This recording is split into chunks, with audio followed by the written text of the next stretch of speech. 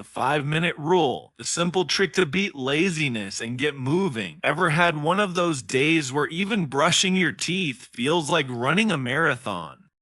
You know you should do the thing, wash the dishes, write that report, go for a walk, but instead you find yourself deep in a scrolling session or staring at the wall like it owes you money. That, my friend, is what we call a motivation blackout. But today, we're not going to spiral into guilt or shame. We're going to talk about something ridiculously simple, refreshingly doable, and surprisingly pretty effective, the 5-minute rule. Now, before you roll your eyes and think, oh great, another life hack, hear me out. The 5-minute rule goes like this. If you're feeling stuck, unmotivated, or just plain me, commit to doing the task for just 5 minutes. That's it. Not 5 hours, not even 15, just 5 tiny minutes. Why does this work? Because the hardest part of doing anything is starting.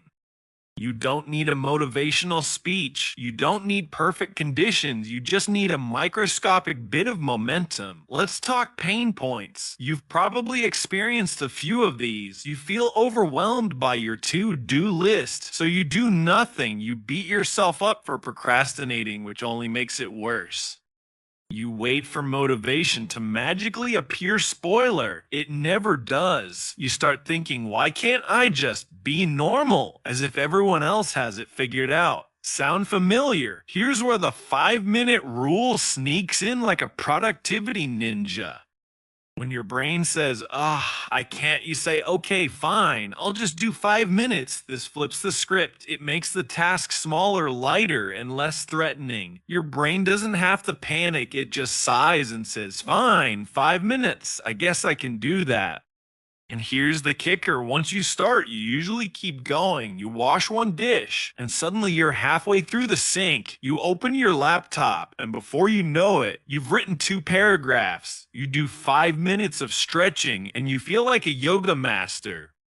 It's not magic, it's momentum. Let's break it down with 3 everyday examples. Exercise. You tell yourself you'll just do 5 minutes of stretching or walking. No gym clothes required. No need to sweat like you're training for the Olympics. Just 5 minutes.